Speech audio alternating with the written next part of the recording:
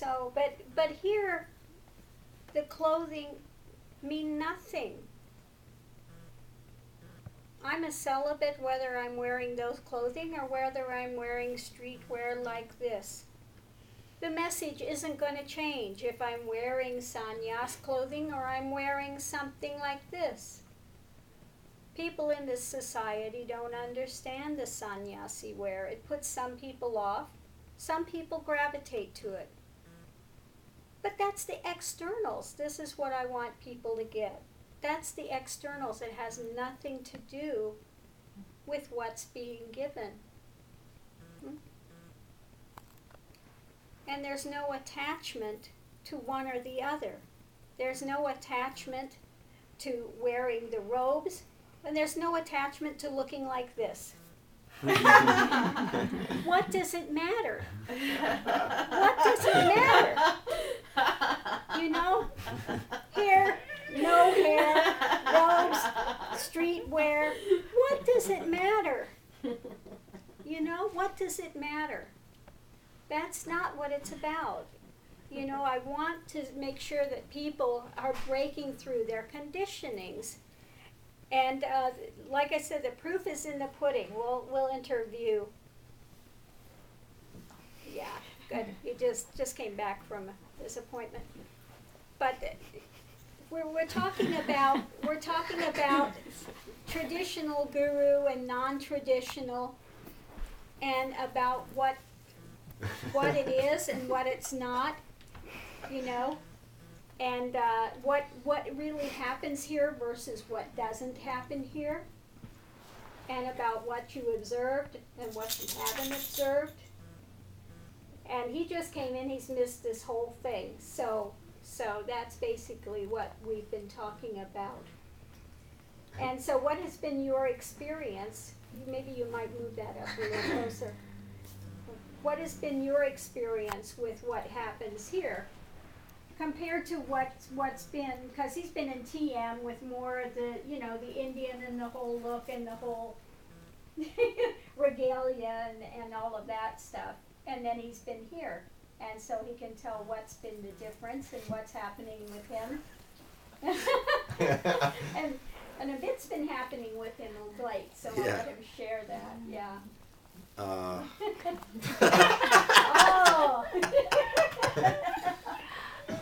Well, Guruji said that it's the most normal state. The most normal state. A million times. Nothing extraordinary. Absolutely normal. Completely normal. So I sense that no matter how many times that's said, people are going to come. Right, yes. It's normal, it's normal. What cities do you have? And, you know, so it's never going to sink in, and that's the end of this. That's that. It's just not going to sink in. But it makes total sense. If enlightenment is for everyone, then it must be just normal, you know. That otherwise, if it's going to be a very extraordinary state, then it's only for a few on the planet. But if it's for everybody, then look around, and everybody, in whatever behaviors they have, then they can be enlightened with those same behaviors, even if they're a total ignoramus.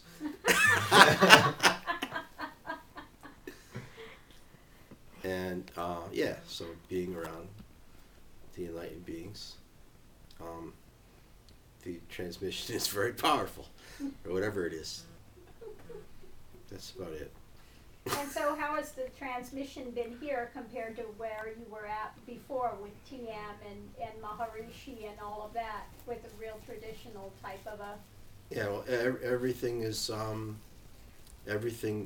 is extended further toward enlightenment. For real.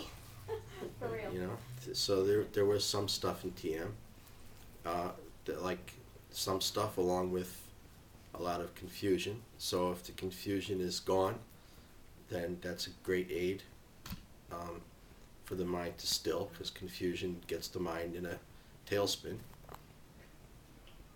Mm-hmm. So, and so what has been your experiencing, the things that you've been experiencing? Yeah, it's like... What? Excuse me? Yeah, what have you been experiencing lately in your own life with living around and being closer to the guru. Yeah, so what's been happening in your case? Like in this very moment, as I speak, it's extensive falling away. And it's the right thing toward enlightenment. Yeah. Very invisible type of feeling and things. And what about it's been happening lately in the evening? I feel like I'm physically dying. Yeah. I know that's, I've heard it all. Yeah, it's not really that's what's going to happen, but get the will in place anyway. And yeah, there's some little percent there that probably will never be convinced that no, it really is physically dying, right up until the time when it's seen that wasn't the case. Unless, of course, I die.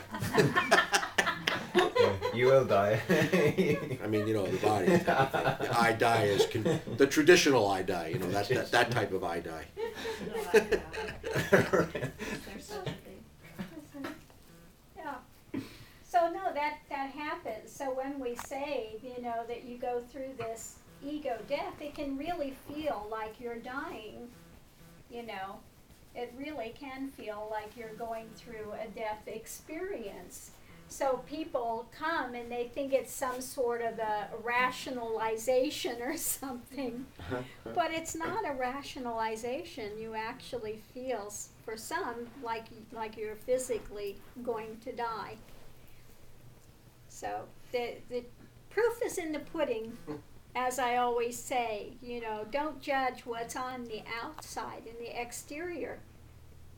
And before you start making all of these judgments, actually come and spend the time around the gurus, around the sages. Spend time in their presence and find out what's there and what's not there, and what actually takes place, what actually happens in your journey. Rather than saying, they have to look a certain way and then they're authentic, Or if they tell me they have certain Siddhi powers, then they must be authentic. That's not it at all. Siddhi powers come way before realization. Way before. And in order to develop the Siddhi powers, one has to have mind in place that's on a focus. Okay? Yeah, you're lucky to bypass them, actually. Yeah, it's fortunate to quicker, bypass them because they can be a big trap along the way. They really can. And for many, cities do arise along the way, but when everything blows out, there's no reason. You don't have any wish to develop them or keep them or whatever. It just goes. It just, for what? For what? There's no longer any ego in place that wants to, manufacture or, delve into people's things, because there is no other. What's there to delve into? So many misconceptions people have, about what the path is, about what a guru should be, about doing it on their own. If they're coming and looking for a teacher and I want to get your, input and then I can do it on my own, well, you're not doing it on your own. Let's get clear.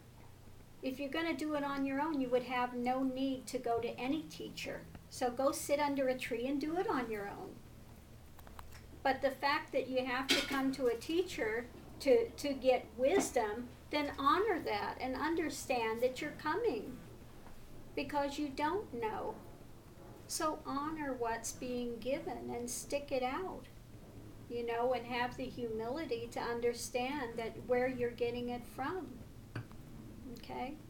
Because I don't care who it is, the teacher is going to give you the methodology, but you're the one that has to put it into place. So you do have to walk your own journey. The guru can't walk the journey for you. You have to. But then again,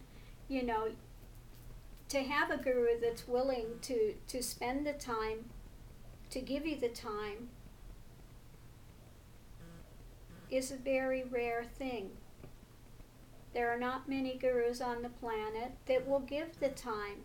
There are a lot of world gurus out there, and world gurus give what what Hridaya would call the sweet truth from TM. The sweet truth is, you know, the truth, it's sweet to the ears, you know, they don't give the hard truth.